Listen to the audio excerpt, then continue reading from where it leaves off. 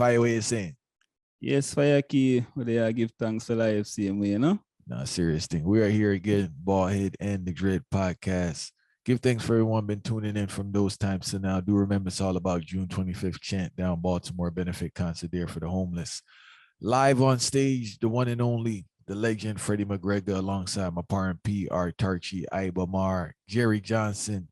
The ancient Prophet will be there with the Naya Bingy sounds and much. Yo, I'm kind of looking forward to that. It's nice, man. I'll believe you. I'm looking forward to that. So make sure you save the date. From New York, Jersey, you could come down past through because it's not a long drive. DC, Virginia, the whole of Maryland. Come through, whole of vibes. To enter, you have to donate. Check the website, more information there. Make sure you check out my Parent P EP thing called Disrupting the Status Quo. Link there in the description. Also, Generation Gap coming officially, what they say, April 22nd? April 22nd, yes. April 22nd is the date. Tune from the one, Autarchii, Muda Baruka, Luton Fire, and the Young Warrior called Imaru Tafari. Produced by the Ballhead and the Dread. Yeah. Red Music, I Never Knew TV coming at you. Fire, what we're reasoning about today? Yes, I say no. The reasoning today is merely about the whole one love concept we get introduced to black movements in general, but we have to specify it to Rastafari movement. The one love concept, we feel like it affect the movement and it has stagnate the progress we ones and ones supposed to make. Because remember, Rastafari is originally a black liberation movement, you know. No one can deny the black liberation aspect of Rastafari, you know, because it's so it farm, you know, in this time. So you see, when time we're introduced to all one love concept, and it's like we are eliminate the standards them and I try be inclusive of everybody. When overall, INI movement was more than that. So we are talking about, we are elaborate on that and how Africa is supposed to be the epitome and the center of the movement itself too. So different things like that. So there then we know say, are the place this to be for the reasoning. All right, fine. I would just kickstart it because you see the one love vibe. Most of the people that promote the one love vibe, they're getting certain, what's the term you use? Concessions, right? And by doing so, when you incorporate this one love idea, the injustices that you're facing, your particular group, are not being acknowledged, and they try to make it a universal struggle. And I hear this term in regards to universal struggle, but it's not necessarily a universal struggle fight, because due to the pigmentation that you have and your economic status in certain countries and environments, your struggle is totally different from a next person's struggle. So I don't know. When I usually hear the people that scream the one love, it's like they getting something. It's almost like that would be equivalent to like an African leader in a sense, a colonial leader, where he's receiving something that benefits at the at the detriment of everyone else. So it's usually someone who's receiving something from the status quo that loves to scream out one love, or they would love to say that there's no racism and we're just all human beings, and they don't see yeah, because they want to be friendly. They want to blend into society, you know, because at this so it get, because overall, you know, one love concept is a good concept, you know, so don't get it twisted, you know. It's a good concept where in an ideal state, in a utopic state, one love would be the ideal thing we would aspire towards, because it's not like, say, we fight against somebody. But if we internally don't stabilize yet as a people, we not have collective security, we not look out for one another interest as a people. As Marcus Garvey did say, you have to have your race first, and you can develop that race. And once you can develop your people, then you can move on to the inclusion of all of these other people. But what I say I take place is that most of the ones them just really want, to be frank, a lot of the hydrants them start lose them way because them want to start kiss white people ass. And that is where we have to make them know, say, no, you have to draw the line. Because you see this, the one love concept is like, okay, such and such is my friend. So all right, so you see, if a standard was there, we will say November the 2nd, 1930. There's a balance where Rastafari uphold, we have a black king and a black queen, where we represent something for our if they live up to that standard. No, it's like ones that say, okay, but it's okay to love all. And if such and such is in a relationship that does not include or resemble this I2O, then it's like ones that say, no, oh, no, there's no more standard. There's nothing that you're supposed to look forward to the development of your nation. And that was one of the main concepts of Rastafari, developing the Black nation. And Farah, you made a great point, right? Because, all right, one, I just want to go back again. Usually the people with the one love thing is either in their full-blown ignorance or they're in a position of privilege themselves. And when they're in a position of privilege, they don't want to lose it. So they just do anything needed to conform and just keep everybody cool. They don't want to rock the boat too much because they figure they got out of degradation and struggle. So they just say, yo, we just go on, just keep everything calm and easy. But there's another factor why the one love thing doesn't work. I'm not a believer of the one love thing. Reason being that, unfortunately, a lot of times when help is, I'm not saying all, because you've had many people from that are not Black people that assisted and truly helped, but they're not the majority.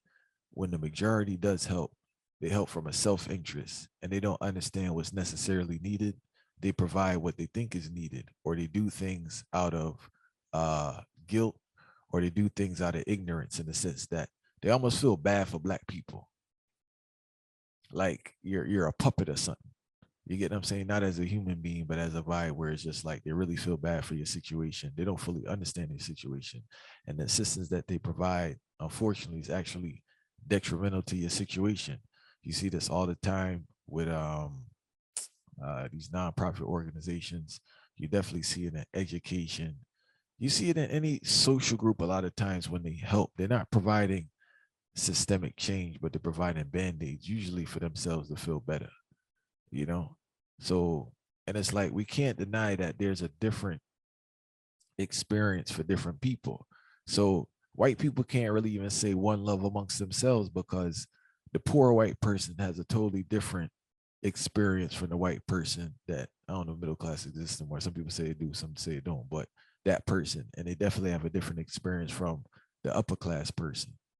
You get what I'm saying? A man with no skill and no resources can't, even though they have the same pigment, even with Black people, fire, because we got to acknowledge that too, you know, because like, I have skills, you get what I'm saying, in education. So I have the ability to earn.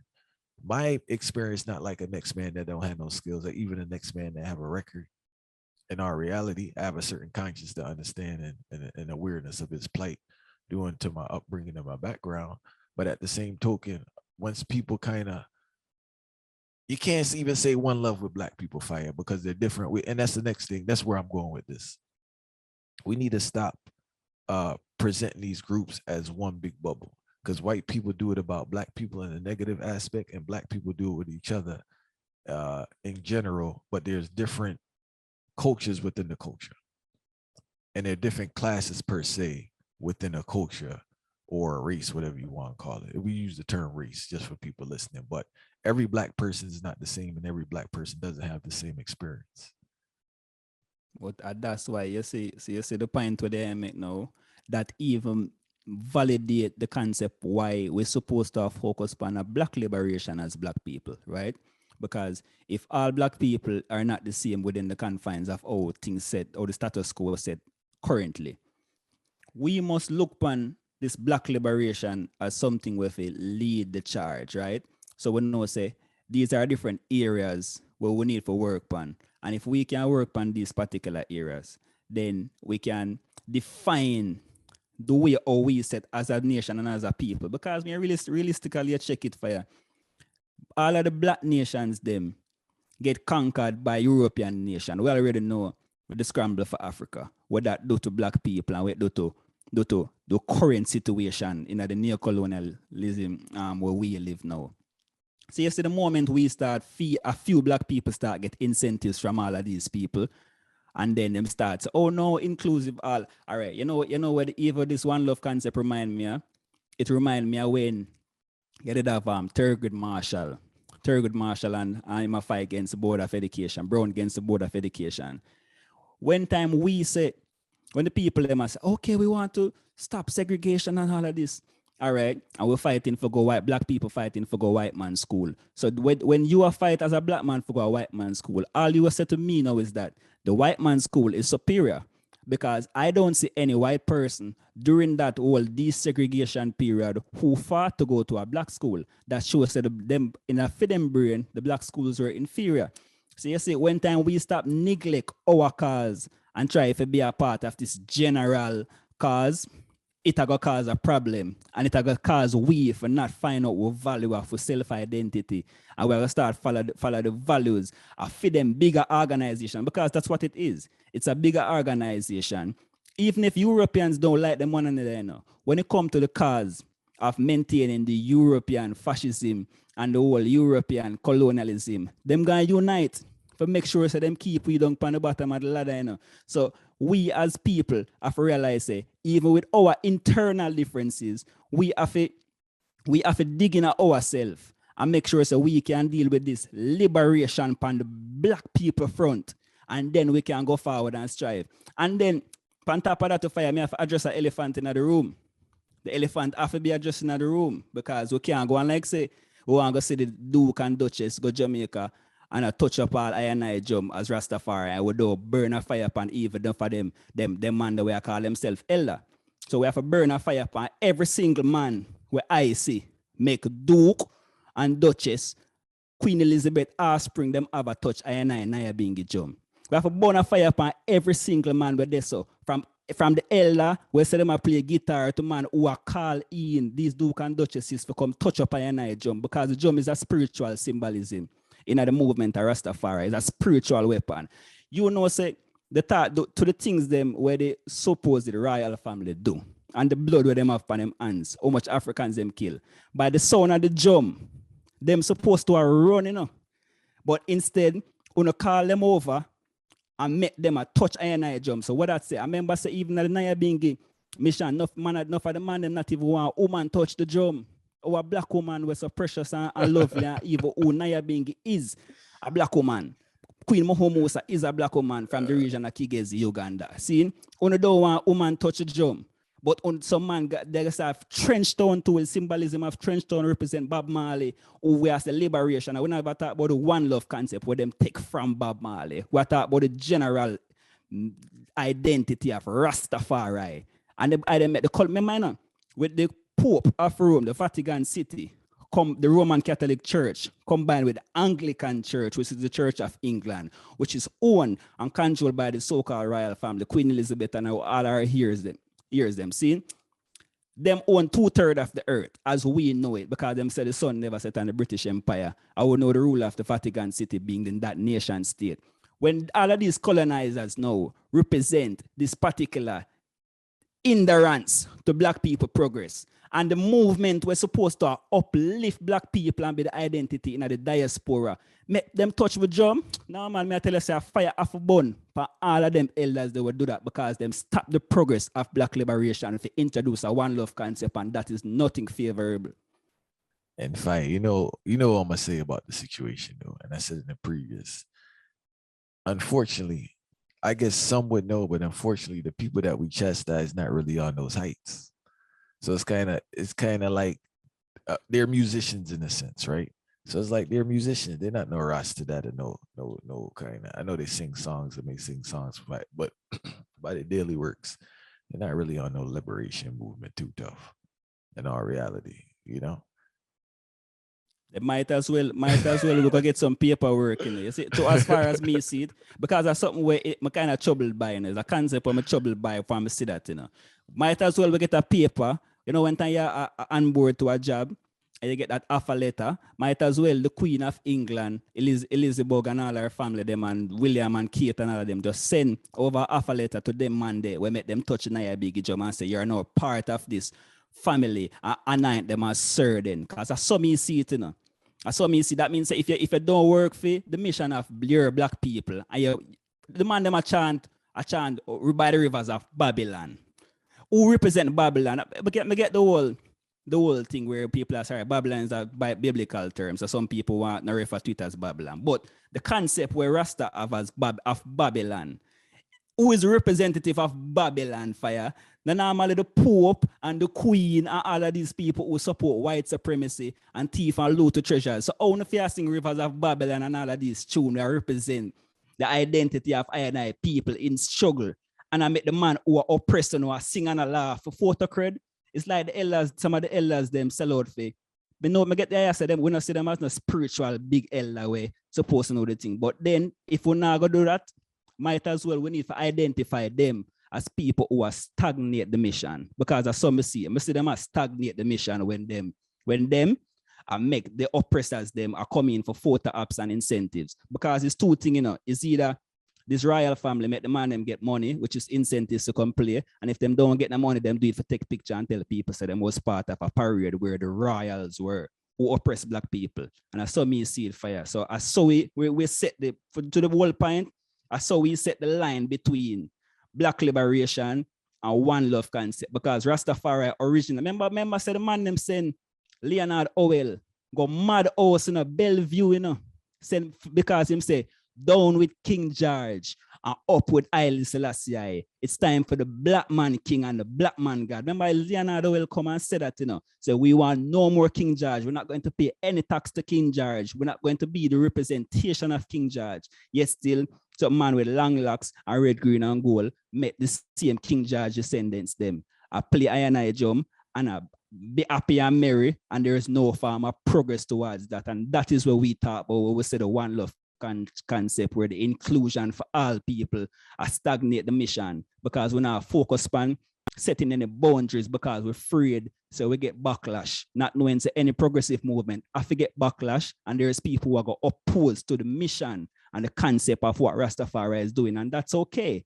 But as long as we know, so we are doing it for a particular cause, which is the representation of Africa in the diaspora and beyond that. Yeah, and I just think that analyzing people, I guess certain people could get weeded out just by observing their actions. All right, fine. So we go like, and I understand. I just want to clear up anybody in regards to what Autarchii is saying, right? We know certain people, we know how they move. But the frustration is that other people don't know how they deal with stuff, and they see them as some ancient or some person that's part of the movement of doing something. And people that know them say that's not the case. It's just the fact that those that don't know them, particularly with reggae artists, I know there's people see reggae artists as these, I don't know, almost like a higher being, not understanding that. Unfortunately, they just sing songs, and as Prophet would say, they put pretty words together, And unfortunately, we disregard those who are around us in our communities that are actually doing works, and we don't put them on the pedestal. Not saying you should praise anybody, but if you are, they're the ones that work daily doing things that are actually beneficial and sacrificing, right? Now, the other issue I believe that's very frustrating with these type of behaviors is that one could argue the Rastafari movement, especially reggae, has played a key role in the rise of Black consciousness on earth on a whole amongst Black people, and due to certain behaviors of people who claim affiliation with the movement, it's kind of like a detriment in itself, and the power that it had and the influence it did have is starting to dwindle, and it has universal problems because many people, when you speak to them, especially from around the world, they usually refer to reggae music as their introduction to Black consciousness, whether it's a song by Bob Marley, Peter Tosh, Culture, Burning Spirit. I myself can attest to that with my father's vinyl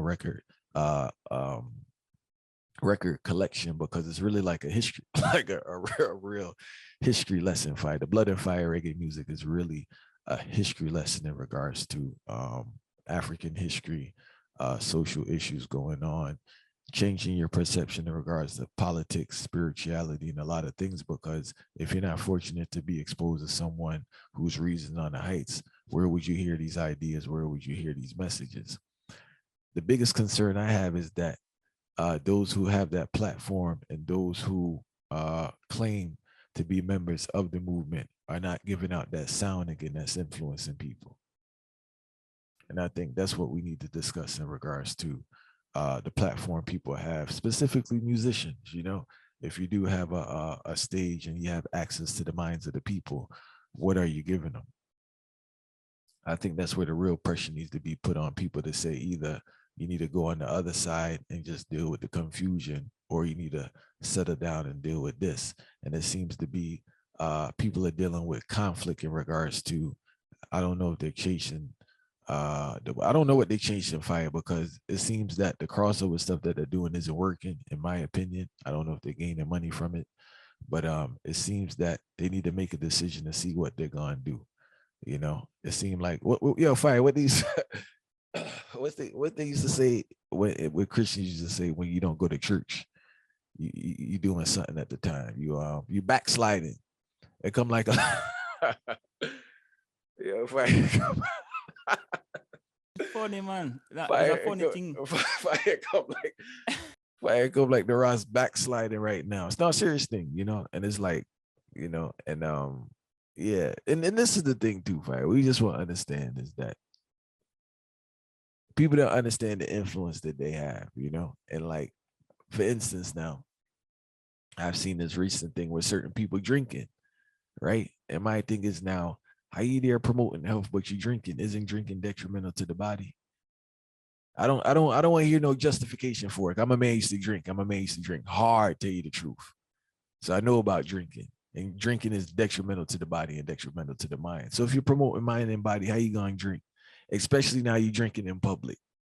And you know how people are influenced with something. So if a teenage see you or a younger person and you're doing it, of course, they figure it's cool and they may pick it up or they may continue. Well, you're supposed to be discouraging them from doing certain things.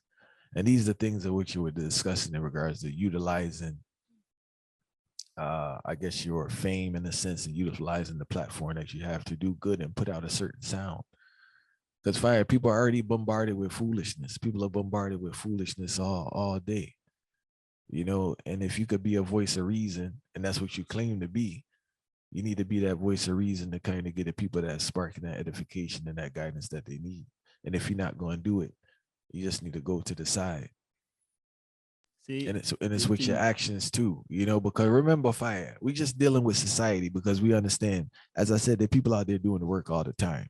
But in our society now, it's like from you're not in front of a screen or you're not on stage, it's like people almost disregard you on a daily thing. And shout out to all those daily working in communities. You know who you are, whether it's the auntie, uncle, mother, grandfather, father, brother, sister, teacher, mentor, everybody. I know you out there dealing daily, doing great works. People don't acknowledge you. Some around, even the ones you work with daily and help them, they don't acknowledge you. It's just how society is, fire.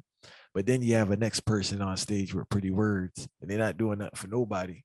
And they consider like a god and a king. And when you really break down their works, they haven't done anything that's beneficial to anyone but themselves. You know, so like in regards to evolving as a people, we need to start weeding out people that's not benefiting us. And we need to stop listening to people that's not benefiting us, right?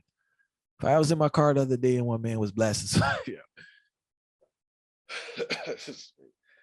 I had to like this man blasting some music. And how long is it? Like, I don't know, 30 seconds, a minute. If I had the sounds coming out this man car, yo, and this man putting this in his brain 24/7, there's no bueno, yo. So imagine people listen to this every single day, if I and they praising these people. Hey, I want to tell you one next thing in regards to distorted praise. I was watching the thing with Kevin Hart, right? Um, something about his father, and he was saying how his father was a drug addict. But yet I see the same man hanging out with people who promote drug dealing. So how that work? This man complained about how his life terrible and it was so rough because his father was on drugs. But this man chilling with people that promote drug dealing. So now we gotta fix up and kind of weed out certain people who we praising and who we giving honor to and who we giving credence to. Because that's the source of what we're talking about at the end of the day. Who we giving credence to, who we giving attention to, who we supporting. And unfortunately for black people, too many times we support people that's detrimental to us. And that's the source. I find that's the source. That's the source of the reason right there. Where people are detrimental. All right. It's like yes, you find black people a support and a praise them oppressor. See, and that it boil down to for true because and your fire oppressor. 2 sec. I just want to clarify. When the man saying oppressor, you're not talking about skin color, fire. We just want to make that clear. All right, sorry about that. Then now you're being giving death to the black and white oppressor, you know. So it's not there's no partiality now. And you see, that is why them reasoning are important, you know, because a lot of people might say, oh, but you gotta do them reasoning and you gotta get a backlash. But if we don't really responsible backlash because it's all about not being partial. You see, the moment you introduce partiality to it. Remember, as a Rastafari did originally say, you know, say no partiality, you know. and we represent the epitome of reality, even beyond truth, because sometimes truth is a thing, it's kind of skewed and it have bias in it, but we are talking about the reality of what things are. And it's like you find say our people now start praise them oppressors when time them not supposed to do that. But the reason why them are praise the oppressors, because number one, them afraid to get resented by the so-called powers that be. And the so-called powers that be are the ones who set the guideline towards how you must behave, who you must interact with, things you're supposed to do. And then you find the next thing now where a lot of people not talk about, which is identity crisis. Because identity crisis is the whole basis of why you find them weird, peculiar behaviors. You know, ones and ones afraid to represent them identity. Like if you ask an artist, say, you say to an artist, certain artists who are the reggae, and you say, oh, yeah, man, you're a reggae artist. So them not just only respond and say them no want to be labeled in a box, you know. But it's like a resentment for you call them a reggae artist when we did have reggae as a revolutionary movement, or no only for half shoots it have it. But it's just an identity crisis that take place. People don't want to be aligned to it's not about the box where you hear them tell you about, so them don't want to be trapped in it. You know? Them just don't want to be aligned with them true identity, because if I'm aligned with my true identity, then people might start scanning me. My true identity might not be enough for everybody out there. And that is where really I take place. And I want to say something from this. I want to go back, right? One, it just may be that they don't view reggae on the heights of other genres, or they kind of view reggae how certain people view it as some backwoods underground thing. So they internalize in what other people view the thing, and they don't view their thing on the heights. That's why they want to distance themselves from it. Because if you're a reggae artist, I don't know why you say you're not a reggae artist. I hear it all the time. They're not a reggae artist. But then you applying for reggae Grammy, and you're not a reggae artist. Now that makes sense though, right? And you're not a reggae artist. Then when you go on iTunes and the category say reggae, you're a reggae artist when it suits you though, right? But check this category of world music is there. So you can't trick away. Check this now. I wanted to go back to this thing about you were talking about the oppressor, but I think one of the big issues is is for us to teach people how to identify it better, like your children or whoever you're around. They don't know how to identify the oppressor. You're free. So the oppressor to them is either some man in some history book with some boat, some cop kicking them in the head. You get what I'm saying? Or maybe somebody that got denied at the bank or something, you know, but they don't see the person next to them. You get what I'm saying? Or they don't, the same song they listen to all day, they don't see that as oppression. Or even the actor that they like that present black people in a negative light, they don't see that as oppression. Or the author that writes something that's detrimental to the movement as oppression. Or the person telling them to go spend off their money and deal with mindless consumption and materialism, they don't see that as oppression. Or the person telling them to go eat all the food there to go clog up their arteries so they could go drop dead as oppression. You see, so it's like a man don't really identify the oppressor properly. And I think that's just a lesson that we have to teach, especially younger generations, if you have anyone around them, because yeah, they don't identify, you know, because there's a lot of different forms of oppression out here. I'm sitting observing here and people talk about sports and it come like oppression. Why are you talking about sports so much? Why are you watching so much sports? Is escapism a form of oppression? That culture of escapism, whether it's sports or video games or anything else you're doing that's just borderline pointless. Not saying a man can't watch sports. Everything should be done in proper context. So I'm not saying, or a man can't play video games. I guess you could play it sometimes, but you know, I don't even know the proper time for video games, but you know, everything done in the proper context. But a lot of these things are oppressive because like they're oppressive to the mind, they're oppressive to the body, and oppressive to progress. If you really meds it. But them now see the connection to, you know, and it go behind certain things where them mind even ready for to, because if you think about evil concept of a man watching sport every time and him have to get some ticket for the pre-sport, it all lead forward to European financial wealth all of the teams them was supporting and realize they're only European football black people watch. But then, what fight? You know, when they watch the sports all the time, they start speaking French. Because every man I hear with we and all this, we and all these type it's inclusion again. All these things again. That's like what I'm telling you. So you pre it. So the one love concept is a thing we stretch. All right. Even though we mentioned the one love concept from the Rastafari angle, you know, that just because we express ourselves, and as one can see, a Rastafari we stand and represent. But it's a concept if we think about it from black people concept, you know. That whole inclusion business is where I feel like the people them fight for years now. Martin Luther, you know, see like all Martin Luther King Jr. come with the civil rights, try to get the Civil Rights Act passed and all of these things. And even then, black people still in our struggle for select for them own supposed leader in our country where them live. So if you realize, so we always have fight for some partial progress. And the partial progress we have fight for, it always have something to do with inclusion. And you see this whole inclusion thing, we can't do it because we cannot include a person whose mission oppose my mission first and foremost. That don't make no sense. It's inclusion fire we want to say, or acceptance. I feel like a both, you know, and the reason why I'm gonna say both, you know, is because in the sense of inclusion, once something inclusive, you know, of everyone, you know, them can have more reach for go the direction where them want to go in our farmer disguise. So if you have everybody included under this one big umbrella now, the oppressor mixed with the people them who are fight for liberation mixed with everybody here, so then now you get room now for pick whatever you want to pick and make it seem like you're still progressive. You see me, I say, so there's some come with the inclusion part of it, you know, and then you have the acceptance part of it now, where the people them must see within the inclusion now, they must try seek acceptance from particular subgroups within the inclusion, as the anthropologist them would tell you. Yeah. So I saw me cite it. Yeah, because it seemed like both is a myth in this.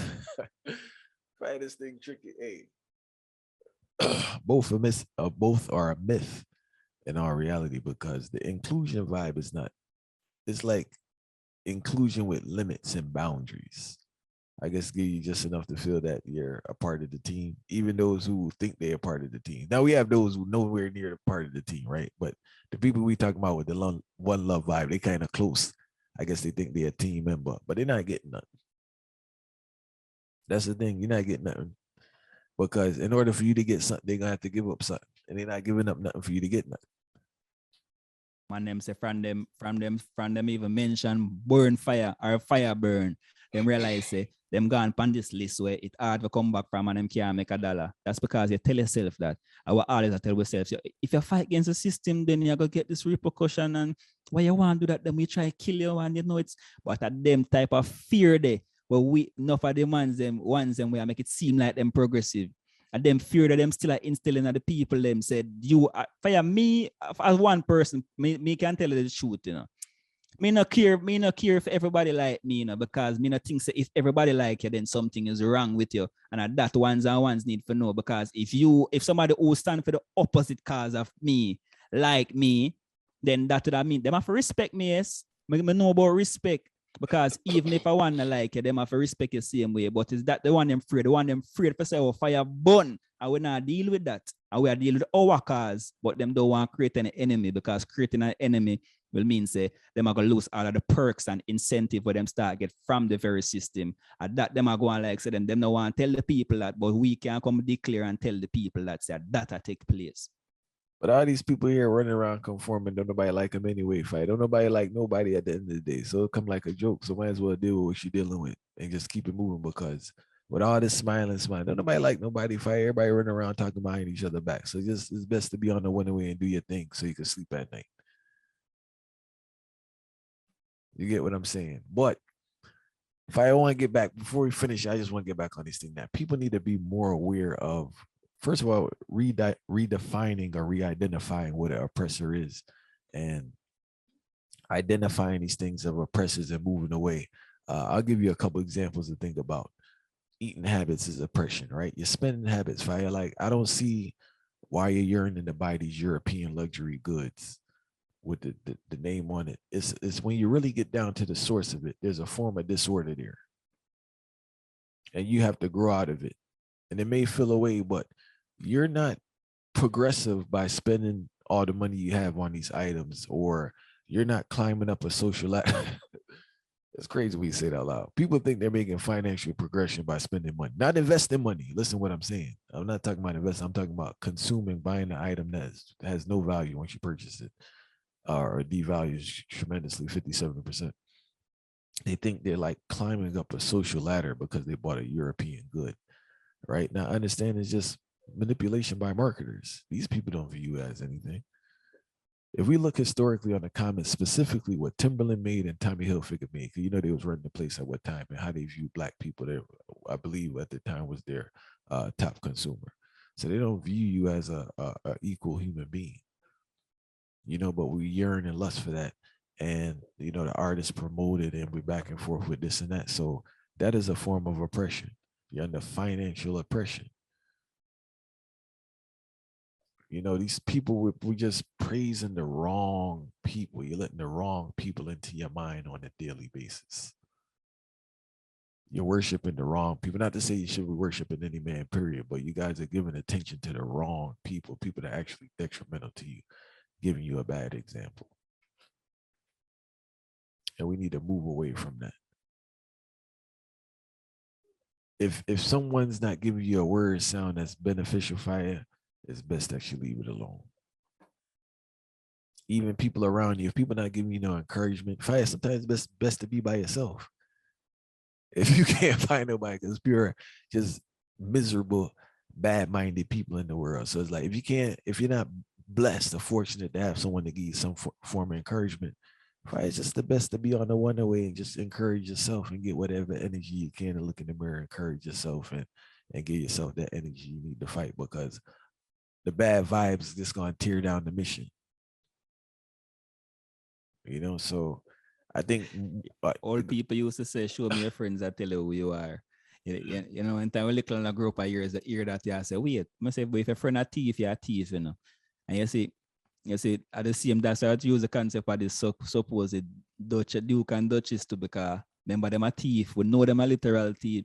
And if you align yourself with them, that simply means say you're a thief too. And if you align yourself with colonialism, or you align yourself with people and seek them acceptance and them don't have good reputation or credentials, then our credibility, so to speak, then you know become that evil, that conniving type of person just by the sense of association. So stop seeking to associate yourselves with all of these negative elements. As they say, you try it one away, and when you see like-minded people now, that will happen naturally. That will happen naturally, believe me. And I can speak from experience, right? It's like you gotta get yourself on the heights before you attract people on the heights. Because if you're not on the heights, you can't go around people. Right? If you're not on the heights, you can't go around people who are on the heights, right? It's not going to connect. You know, so you gotta get yourself in order before you attract that type of thing. But keep your eyes open, fire, and stop giving so much attention and energy to people that's detrimental to you. You know, easy on the spending habits, easy on the eating. You know, like just easy on the music that you're listening to. Right? Some things people listening to 24/7 and quoting is not good for the meditation. Yeah, it's just not good for the meditation. Unless you listen to instrumental music or listen to some rain or something. Yeah, listen to some wind. They have those out there for y'all 3-4 hours of high frequency music. Just listen to that and hold a little meditation. It's better than the chop chop yaga yaga killing. If I had to tell one student the other day, he was asking about hip hop, right? So I said, if I ain't no killer, so I'm gonna go listen to somebody about killing all day, yeah. And I don't want to lose none of my loved ones. So I don't hear about killing all day. I'm not out here killing nobody, yeah. Burn partiality for you. See this partiality, and you said, oh, they made it beyond the regular everyday concept of how people think. Yeah, if you think about the root cause. You see where you are now? You think about the root cause of the thing. But majority of people that's afraid to lick a leaf them with them sip on the tree and not think about how the tree grow. So the concept they know we need with people them to think about. Me doing this particular thing, what is the causation or correlation towards these particular actions? And then we start think about that now. Then we start opening up some different type of celestial heights, and we can start rise as a people with collective security truly in place. Believe me. Big time, you know? So We give thanks for everyone listening still. This reason I don't know how the time run on this one, but a reason on the night still. And so people know this is a what do you want to call this fight? This is a like a pop-up vibe, unplanned, Natural lights, there we go. Everybody tired at the end of the day, but we just make it work. Do remember all about June 25th. Make sure you pass through. Baltimore will be a vibe. I will be there spinning tunes. Freddie McGregor will be there on stage. My brethren here be burning on the place. Ibamar will be there. The Ancient Prophet will be there with the Nine Biggie Sounds. Reggae legend Jerry Johnson. I believe there's one more person to add. Can't say his name yet because he's not confirmed, but he's almost there. Also, the brethren there, if you didn't purchase it, notice I said I didn't say listen. I said if you didn't purchase it, we need purchase the bridging. It come like they forget artists have family and bills like you know. Where we get this idea like artists don't have no bills or nothing, like you're not human beings or something, Yeah, they do it out of love still, but they won't be compensated. So make sure you purchase the Bridging EP, Disrupting the Status Quo there in the description. We're not looking for no donation. You're gonna get quality sounds and great music. Yes, And Generation Gap coming out April 20. I'm April excited about it. April 22nd. 22nd, right? The thing there a couple weeks away. So you guys will definitely enjoy it. Tunes from the one, Autarchii, Buddha Baruka, Luton Fire, and the young warrior there, I am a root to Farai. We give thanks for everyone listening from those times till now. Fire. All right. Well, let me hear you say mountain.